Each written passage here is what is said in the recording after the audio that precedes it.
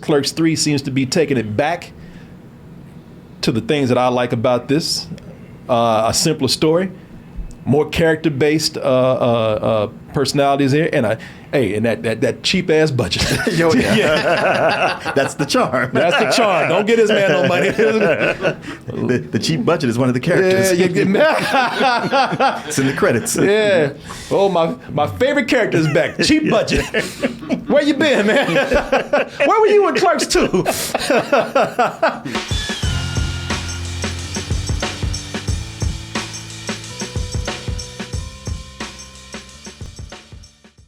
Hey everyone, Double Toasted live in Las Vegas is coming up very soon, October 8th. Join us for a night of comedy, music, games, and a big after party. This is going to be our first time doing a show in Las Vegas, so it's going to be a very special night for us, and we want to share it with you. And if you've never been to a Double Toasted show, ask anybody. It's tons of fun. It's just like one big party that we're sharing with friends. And like I said, we want you to be there. So go get your tickets now by going to x1entertainment.com. So when people ask me about my favorite Kevin Smith movies, and when they ask me which ones, because I don't like all of them, but I do have some that I do enjoy. Mm-hmm. I have some I enjoy very much.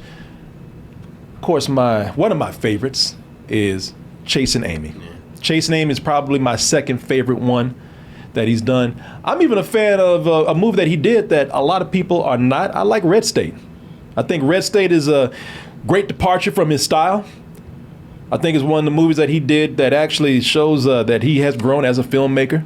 It took him probably to do another genre to do that. And then he made Tusk and just all up, which we won't really talk about, because we're here to talk about the good things that he's done, at least according to me. But those two movies I like a lot, but still to this day, my number one favorite Kevin Smith movie is... This job would be great if it wasn't for the fucking customers. I don't bother them and they don't bother me. You're a clerk, paid to do a job. You can't just do anything you want while you're working. Well, apparently they can, because they've been doing it for several years and 2 sequels. Decades. Decades. So that movie, of course, is Clerks. The thing about Clerks is Clerks came out in very, very simpler times. Much simpler. It's much simpler times. Early 90s. Before the internet, there was no TikToks, no YouTubes, no digital. Back in that day, if you wanted to make a movie, you really wanted to make a movie because it took a lot of time and more so a lot of money. I mean, I'm talking about tens of thousands of dollars just to make a cheap movie, a small movie. Clerks was one of those movies, though, that really lived up to the term, because back then, everybody talks about independent movies, the independent spirit. Clerks was one of those movies that lived up to the term independent spirit. It was a movie made by a convenience store worker, Kevin Smith, who scraped up the money himself to make this. I think he made it for like $27,000. Wow. Yeah. The cheap production on this movie, man, because even after doing all that, it was still considered a low-budget movie, like a real low-budget movie. Not by Hollywood standards, but by life. It was a real low-budget movie. But the passion for the project came shining through, man, in the final product. The movie, the cleverness of the dialogue was enough to overlook all of that. And Clerks 2, which came out following the success of that movie right there, Clerks 2 came out, and all that charm that they had in that first movie was just lost for me. 32 and you're flipping burgers? Whatever I do is not a waste of time. It's all building towards something. How about you build towards making some fucking fries? Now that was funny right there. I laughed at that. But the rest of this movie, I'm not a fan, man. I would actually say that I kind of hate this movie, man. And I hate to say that. Because for me, what was lost with this is that, it was just it was the vulgar dialogue, not clever, but just straight out vulgar dialogue that just kind of overshadowed the personality of the characters. And so if you're a Kevin Smith fan, I'm not here to take your movie away or talk shit about it. It just was not a movie for me, man. Also, he just laid on a bunch of stuff that he does already. It was everything that people loved about Clerks. He kind of just laid on thicker right here, and didn't work as well. Like all the pop culture nerd talk. Padme, because he loves Mannequin Skywalker so much, right? Danger, danger. My name is Anakin. My shitty acting is ruining Saga. It's too try hard. It doesn't feel earnest at all. Everything that felt sincere in Clerks Felt like exactly like he was just trying to remanufacture it for Clerks 2. But hey, some people like that movie. And that's fine. Now, Clerks 3, on the other hand, watching the trailer for this, Clerks 3 seems to be taking it back to the things that I like about this.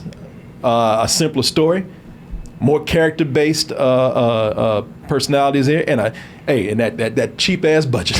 Yo, yeah. That's the charm. That's the charm. Don't get this man no money. The cheap budget is one of the characters. Yeah, you get It's in the credits. Yeah. Oh, my favorite character is back. Cheap budget. Where you been, man? Where were you in Clerks 2? So, did returning to his roots, so to speak, is that enough to pull me back into this world of Clerks? Let's go ahead and take a look at the trailer for Clerks 3. Now, Martin and I can talk about this again. You already gave your review. You already gave your rating. But I mean, please, let's have another discussion about this. As for myself, this is going to be my first review. And we'll see if third time is a charm. And if it's going to be bringing me back in like the first one, as we give our review right after this. What if there's a sequel? A sequel? What am I, a hack? As you can see by the trailer, so I'm probably going to be telling you things that you already know, judging from what you just saw here. But once again, we're back at the quick stop. Ain't a damn thing changed. They did. Yeah, there's a few less VHS tapes, there's a few less DVDs, because they're not really renting movies out anymore in this new time. But the place still looks like the same shitty store that we saw back in the 90s. Right down to the same dudes behind the counter right here. Except now they're in their 50s. Except now they're close to 50, they say. They're knocking on 50's door. Talking about Randall and his straight man over here, Dante. And even after seeing the trailer, I was just kind of like, damn, y'all still work here? What the hell y'all doing, man? And that's the thing, man. The difference is that now they co-own the store together, which somehow makes them worse employees. Right. And it's funny because this must be the only convenience store in miles, because when they're not working, people are lined up to get in there to just buy shit that you can buy anywhere. But between Dante, and Dante's the one with the goatee here, in case you need to know. Between Dante still grieving over the death of his girlfriend, and if you watch Clerks 2, you know that is the girl Becky, played by Rosario Dawson. So between him grieving over her death, don't worry, it's not a spoiler, they tell you that right at the beginning of the movie. Yeah. Between him grieving over her death and Dante, I'm sorry, Randall just having a heart attack, both of them are kind of realizing now, like, ain't done shit with our lives. Right. We haven't, and we might not have that much more time. Yeah. Now we're at the age we're having heart attacks and falling all over the place and depressed and stressed out.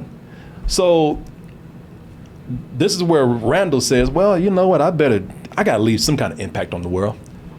And you know what, I cannot do a lot of things, but we've had enough experience in this store. We've had so many stories to tell. Why not make a movie based on the experiences that we've had together throughout the years in this very store? I think I can write and direct that. What's the movie gonna be about? It's gonna be about an hour and a half, Ooh, I got an idea. Maybe Jane, Silent Bob could be characters. That is the dumbest idea I've ever heard. You know, I actually think that this part right here of him wanting to make a movie, this whole subplot of him wanting to make a film about their experiences in the convenience store, this is more personal than a lot of things that Kevin Smith has done over the years. It's almost like Kevin Smith is writing a love letter, showing love, showing some gratitude, doing a big thank you to the movie that actually made him a success, which is Clerks. Because the movie they're making pretty much is Clerks. Yeah. You know, but what makes this different than something like Clerks 2, which if you haven't heard me already say, I really dislike. But what makes this different from something like Clerks 2 is that it is more personal, you know, and kind of really just cut to the chase and start talking about their real feelings to each other. You know, all these years they've been laughing, they've been playing, and this is the one where, you know, things come up like this is how I really feel about you, and also a lot of frustrations with these people. You know, I mean, hey, look, I know we've been friends for years, but that's been a long time coming. Have I said that all throughout these years? Well, so much of what Kevin Smith has done in movies, especially in the Jay and Silent Bob universe, which includes Clerks, is a lot of jackassery. Yes. And here it's like, you know, not just being a love letter, but everybody feeling immortality. This is low on the jackassery. Not that it's not there, because that's what you want to crack the jokes, but they do get serious and they talk about real shit. No, they do. They do. And I think that's where the movie actually works the best. When it does have that personal touch, when these characters do feel a little bit more honest. You know, I think the writing is a lot better during those parts, man. You know, that's where I think that's where the movie has grown since the first. Where I don't think Clerks 2, I think it regressed.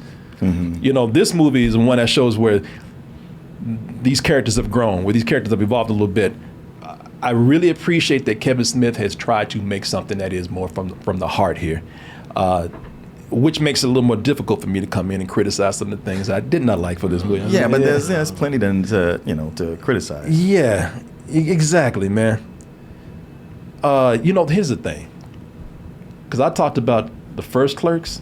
I talked about how being low budget and people not being able to act and, you know, all the technical setbacks, you know, all that stuff that's part of the charm of the movie right there. You know, it's because, again, even with those things, you could see where this guy had poured everything into making this movie. He ain't got no excuses now. Those things that seemed charming back then are not so charming now. You know, it's almost like you growing up and like, all right, you know, you too old to be acting like this. It's time for you to quit acting a fool, you know. But and with this, I don't want to be disrespectful. I don't, because I do feel how close this movie is to him. I don't want to come in and criticize that hard for this movie where he poured a lot of emotion into it. But you know, where I said something like Red State, he grew as a filmmaker, like this right here, I look at this and I was like, it just doesn't feel like he's advanced as much as a filmmaker when I see this right here, man. One of the biggest things in this film that really from the very beginning just kind of took me out, I just kind of broke my attention, was the acting. You know, the acting is not good to just downright bad. The guys that play Randall and Dante, Jeff Anderson and Brian O'Halloran, they've improved, man. And I still think that Brian O'Halloran, who I never thought was, and I don't even know if he wanted to be an actor, but I never thought that this guy was that strong. He's definitely the weaker out of the two. I think he's, you know, both of them have gotten better, but I still think that he's still on you know, more on the amateur side. But I don't even blame, for anybody that I see in here that I don't think is doing a good job at acting, I'm not even really blaming them. I'm blaming more of that on the direction, because I think that the way Kevin Smith directs, he directs people in a way where they're overexpressive. Yeah, there's too much on the reactions. Because especially with Brian O'Halloran, with so many scenes in the first half of it, it's him having just kind of there with reaction shots. Or he's just in the back reacting. I was like, he's not giving direction on what he should be doing. No. But I thought he shined in the second half when he had a lot more scenes by himself. Yeah, and I'm gonna tell you where the strengths and weaknesses of these people lie. But like, you know, a lot of it is coming from the direction, because the way that Kevin Smith directs them, he makes them look like amateurs because they're too expressive. Because they'll say something and they'll be like, get out of here with that. You know, they're really doing too much with their eyes. They're really shaking their heads a lot. They're really looking over, you know, a little too hard at somebody. I'm just like, wow, man. You know, I mean, I don't know if that's them, but every person seems to be doing it at some point. So I kind of put that more on the direction. And of course, you know, on acting skills of some people. I tell you, because I don't want to come down too hard on this guy, Brian O'Halloran, man, that plays Dante. Brian O'Halloran shines the best when he's not doing comedy. Yeah, and he's in a comedy, so there's a lot of times he's not doing so great. But when he's not doing comedy, he's actually doing pretty well. When he's doing drama, or something a little more serious or something a little more emotional, that's where he shines best, man. Like when he has these scenes with Rosario Dawson, that kind of, you know, scenes where he sees her ghost or he's imagining her coming in and talking to her. Those scenes are actually pretty good. But there's other people that come in here, man, that come into the movie. And and that's the thing about this, man, because when this movie has Clerks has gone through a lot of spin-offs and the sequels and whatnot, and this movie definitely does work better than those. So even when I'm criticizing, I can say that all the other things and properties that have spun off from Clerks, this is probably, since the first one, this is probably the best one, because Clerks says, it had a sequel, so you've had things where it almost seemed like it was trying too hard to pander to the audience that love the first movie or the people who are diehard Kevin Smith fans. Sometimes Clerks went off into an area where it didn't even seem like it fit. It went off to a corporate area in a way. Do you remember when they did the Clerks animated show? Yes. And which at times, some of that stuff was funny too. I watched a little bit of it. It didn't last very long, but Clerks was something that it was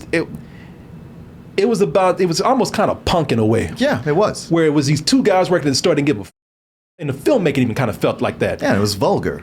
Yeah, but in a fun way. You feel like you were in on something. Yeah, when they made the animated show, that shit felt like kind of a ripoff of Family Guy. Well, at least that London trip was a lot better than our next trip. Amongst the living dead of India. Is Peter Griffin about to come here?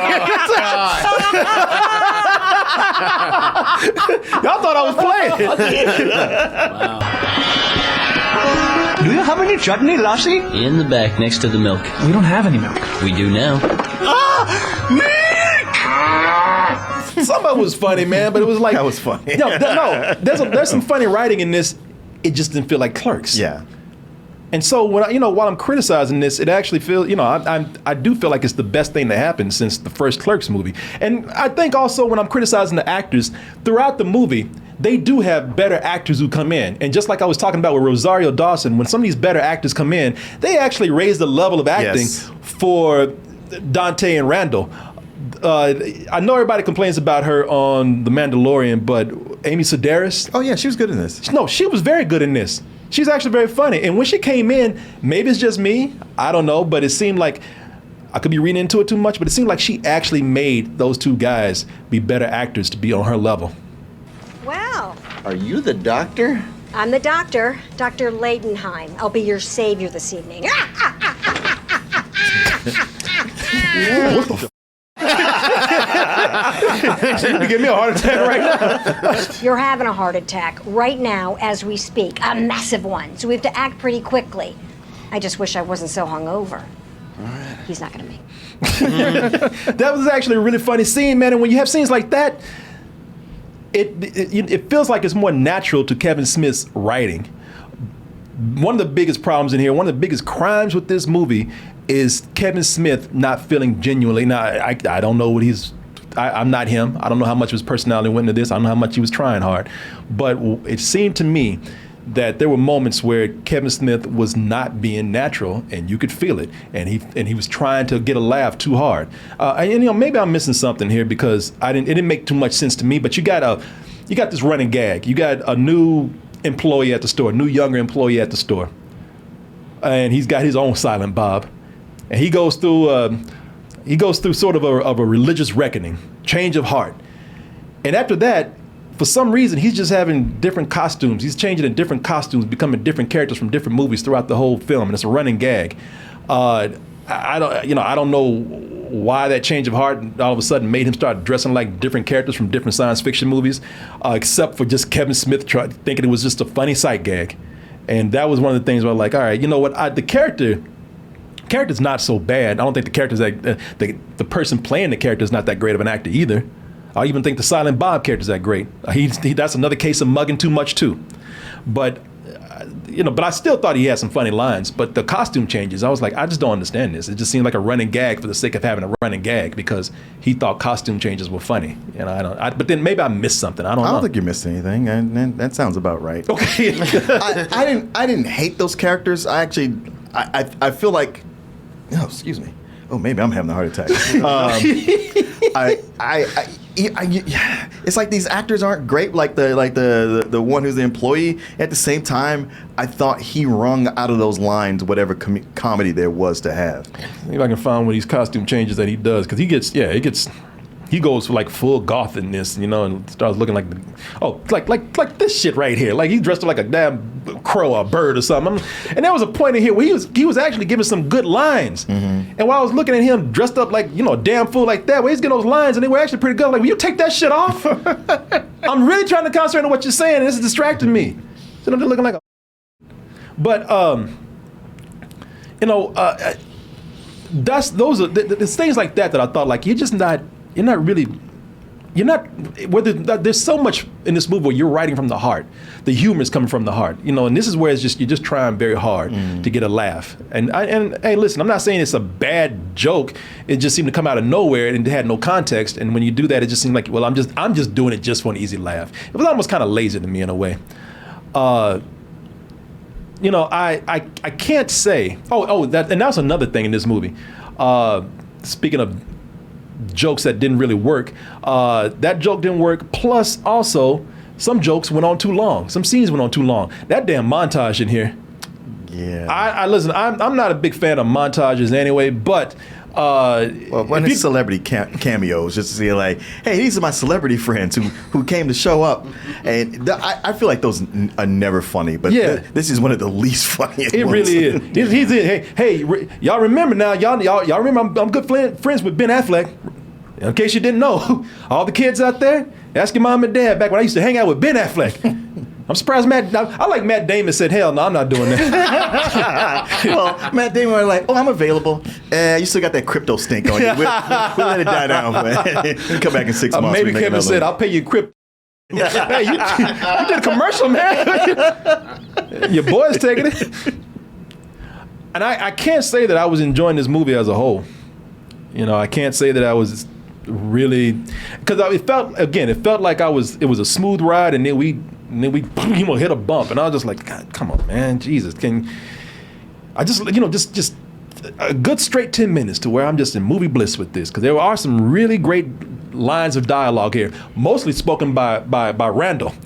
The dialogue he gets all the best dialogue. He does. When the dialogue is sincere, when the dialogue feels natural, when the dialogue is funny, it's funny. A lot of laugh out loud moments in here, man. Can't lie and say that I did not, from the very beginning, even when he wasn't doing that great of an acting job, I thought the writing here, just like with the first movie, it's funny enough to just kind of overcome that. He's still got that same timing that he had in the first movie. Yeah, he does. He's not a terrible actor. He's not a great actor either. But as far as that character delivering those lines, he's perfect. Exactly. So I can't say that I was engrossed in this movie. Can't even say I was really liking it. But there's a scene at the end where somebody starts speaking their truth. Somebody goes off on somebody, and they're not holding back. And when they start doing that, this movie, everything in this movie just reached a whole new level for me, man. The acting was better. The direction was better. I was at a point where I was just kind of like, where were you people before? Where were you at the start of this movie? Why y'all waiting to the end to do this? And it's a very dramatic and angry scene. And I was just like, Kevin Smith needs to make angrier movies, because everyone is better when they're mad. Or sad. Maybe they struggle with his humor. Yeah. I don't know. But when they were angry, I was like, holy shit. I was like, you tell them. I was, and that is where people like Brian O'Halloran, that's when he became like, he has a scene at the end where it's just it's a monologue with him, and he is great. Like before, he was not, okay, but when he was, I was wondering, did somebody really piss him off and they just rolled the camera?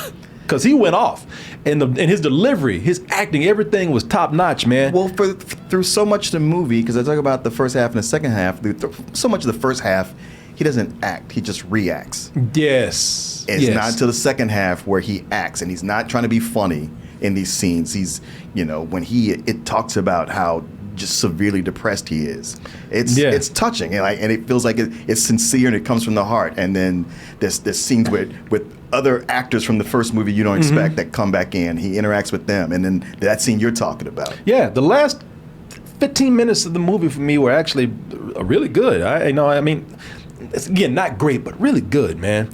Up until then, the movie worked for me in parts. It's funny, but like I said, there's still an amateurish feel to it that's just distracting to me. Listen, it's perfect for a rental.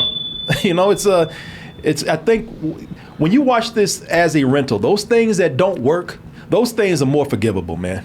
Because I know this is showing in theaters right now, and I think it's only showing it like at one time during the day. Something like I think it's a Fandango special movie. So I'm not sure. Okay. I know I looked at some of the times. It's only showing like at around 7 o'clock every day here. Okay. And that's the only showing, I think. So I don't know if I'd rush out to go see this unless you are like we've been mentioning, you are a hardcore Kevin Smith fan. I think it's better than like Mallrats. I don't even think it's better than Dogma, and I know a lot of people like that. So yeah, I did enjoy it, like I said, it's just that the filmmaking hasn't grown with him very much, and I felt like that was holding me back from really, really enjoying this. So yes, for me it's a rental. I think it's perfect for that. But you gave it a matinee. I did. But more on the lower side, and I forgave the amateur filmmaking because I was like, well, this is just what he does. I mean, I'm kind of like you, where I was like, really, dude, how long you been making? What did Clerks come out like 30 years ago, and we're still doing this kind of filmmaking? But people love you for it, and I was like, okay, I don't know the story. Was this just self-financed again, or just hey guys, let's just get the band back together and make something? But it is personal, and the parts that work, like so much of the humor that doesn't work, I was able to blow off because I was like, well, it's better than anything he's done in a while. Found it to be surprisingly emotional, and it was one of those where I was like, man, I know I came in with low expectations, so that's a part of it, but just the surprise of how good the good parts were was enough for me to go like, man, if I had paid to see this, I'd be happy with what I got. Yeah, I mean, I'm like I said, I'm not the biggest Kevin Smith fan. So if I had to rank it, you don't listen to me if you are a huge Kevin Smith fan. If I had to rank it would still be Clerks, Chasing Amy, Red State, and then Yoga Hoses would be in there too. And then no, I'm kidding. I'm kidding. People said I just stopped listening to anything you said right there. What? Yeah. No, Yoga Hoses is like that's the bottom of the barrel for me. Yeah. It's like when I have when I've just dumped all the Kevin Smith movies out. Yoga Hoses is the last bottom of the barrel. Oh, okay. That Tusk. And Yoga Hoses is worse than Tusk. You haven't seen Yoga Hoses? Oh, I did see it because of Tusk. Oh, it is a sequel to Tusk. I know, that's why I didn't see it.